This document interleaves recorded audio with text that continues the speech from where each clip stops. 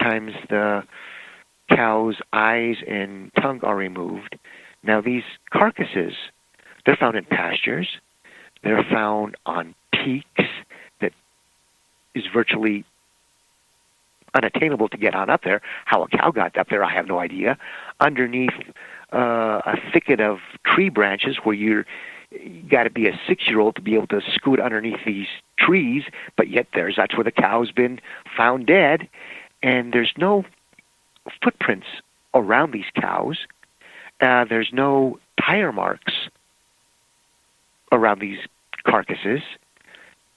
It's the strangest thing, and sometimes there is, dots of blood, hemoglobin. In other words, the blood has been separated, and there's hemoglobin. The iron has been taken from the cow, and on the hide there are these droplets there. Again, even a Semenov couldn't come up with a story like this about what's killing these cows. So then you get these idiots and their faces on TV who say, well, we know what's going on here. It has to be that the cow was, this is natural, they decomposed naturally, and that's what's going on with these cows. No. These cows, if you know, you're going to see that all these ranchers, all these cowboys, all these people that grew on up over here don't know what a cow kill is and what predator, coyote, bear, mountain lion, badger is going to do to a cow carcass. This is not the case. And also these talking heads, and I'm very negative about a lot of the paranormal shows on TV because they'll just show on up, they'll do a couple of days, they'll get paid real well, and off they go, and they'll give you a red herring type of answer about this is what happened to these cows. They'll say that the first animal mutilation happened in 1967, and that was in the San Luis Valley. That's northern New Mexico, southern Colorado. And no, that's not the case. The first cattle mutilation happened, June 30th, 1947. And that's important, Gary, because July 3rd, July 4th, that's when you had the Roswell incident. Oh, yeah. And let me back on up on this here. Am I getting too far into this? Or No. Can I back up on? No, it's true. I will say this about what's happened to like these cattle in cases. There's like one case where, the farmer, fed his cattle the night before. There was snow on the ground, and in the morning he went there, and his one of his cows that he fed the night before was dead. And then when he examined it, found out again the eyes were removed, the tongue was removed. The authorities came out, and there was not a drop of blood. And the thing is, the only footprints there was the farmer going up to look at the carcass of the cow. There was no other predator footprints. There was no other footprints. It makes you wonder if something like zapped it up in the air, did their little experiments, and did whatever they wanted, and then kind of like dropped it back off as garbage. Right. See, and the thing about that, I was going to go back to UFO activity.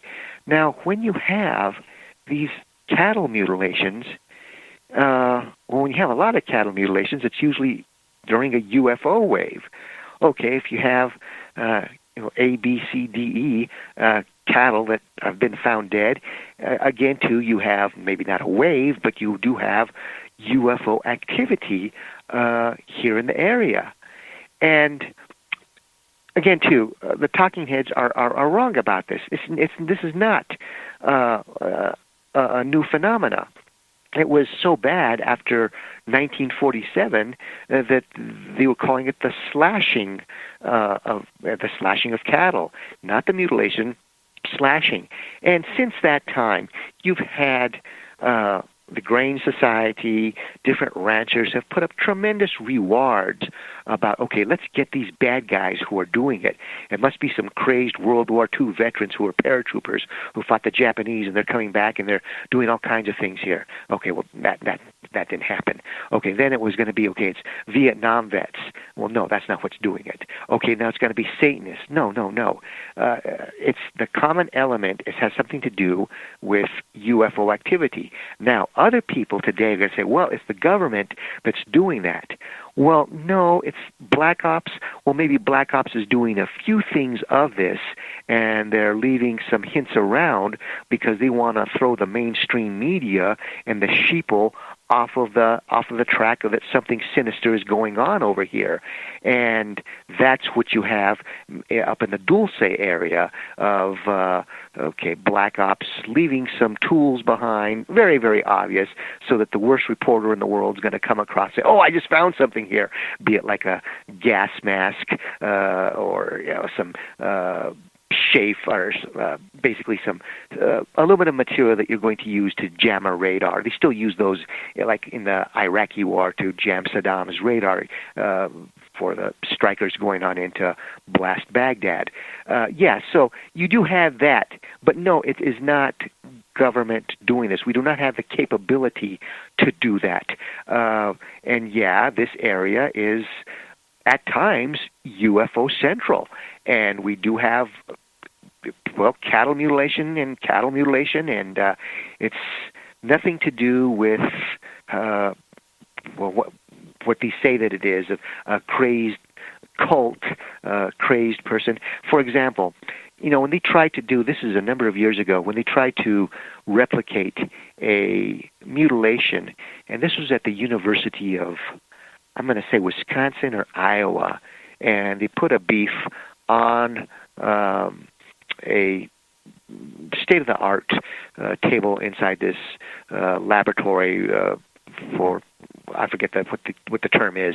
But anyway, after working, and it was almost 8 hours, they still had not been able to do what they find with these cows in the field there.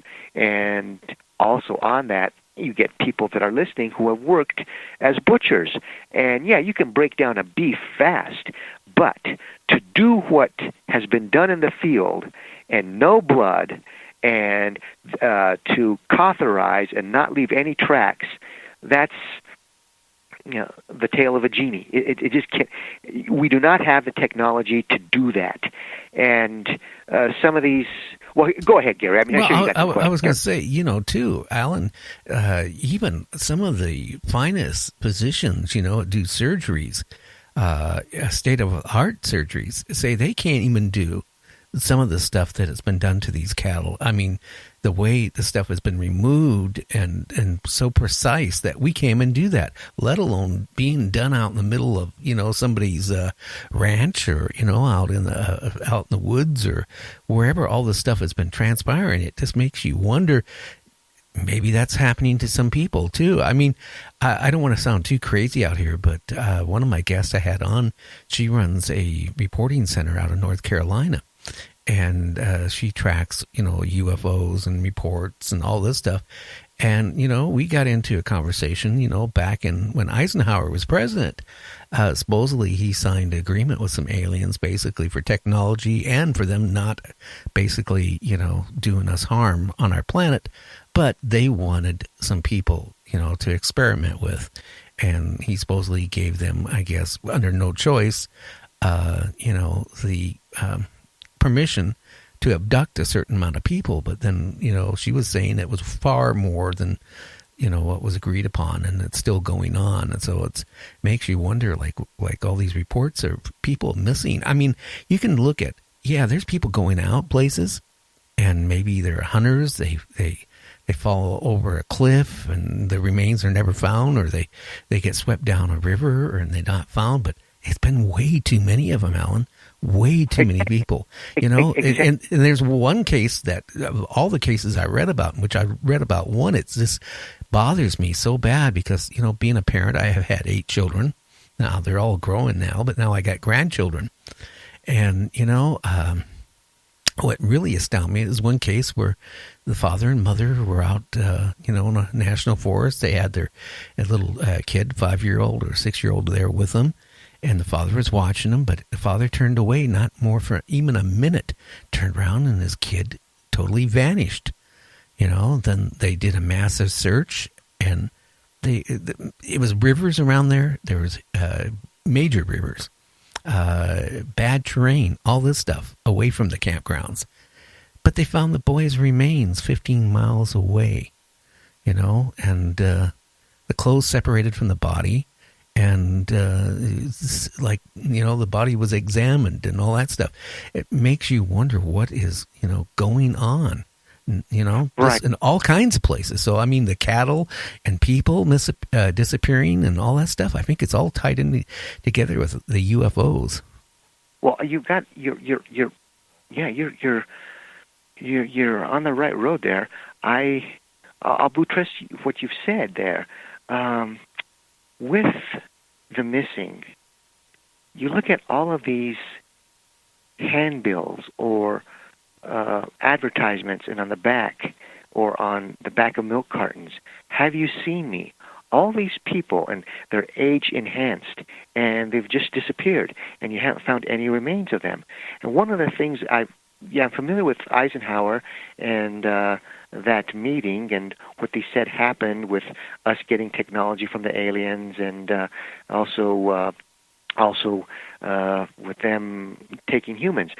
Getting into cows and human beings missing, what is the link between these two? Well, bovine blood is the closest to human blood that there is. It's closer than chimpanzee.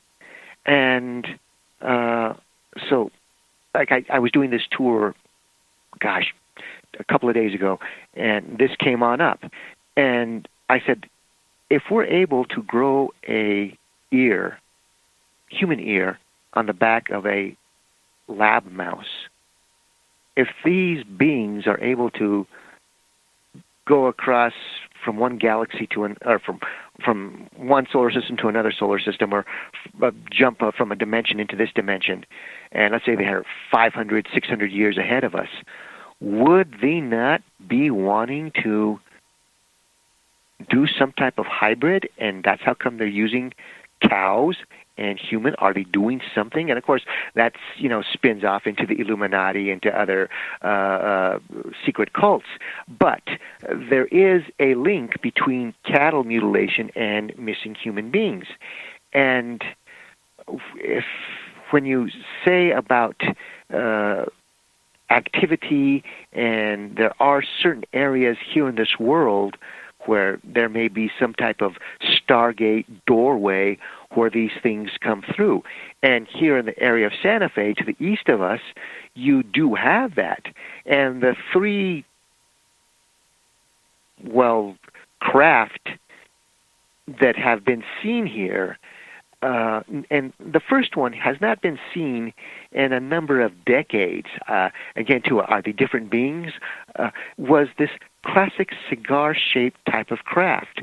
And then there was the circular type of saucer that was fading in and on out to orange, reddish, sometimes even like a dark purple in the reddish, like as it's coming in and on out of this reality. And then there is the spherical shaped craft, like a globe, but it's going to look like its skin is that of what the Spirit of St. Louis cowling would look like, brushed aluminum. And those are the three main craft that are seen on over here. And as far as the cover-up goes over here, Gary, back in, and they still use this every now and then, there was this, he was a piece of work. His name was Rommel, like Rommel the Desert Fox. He was an ex-FBI agent, and he had all the arrogance of, I'm the man, I know everything, and he got put on in charge to run an investigation here for the state government on cattle mutilation.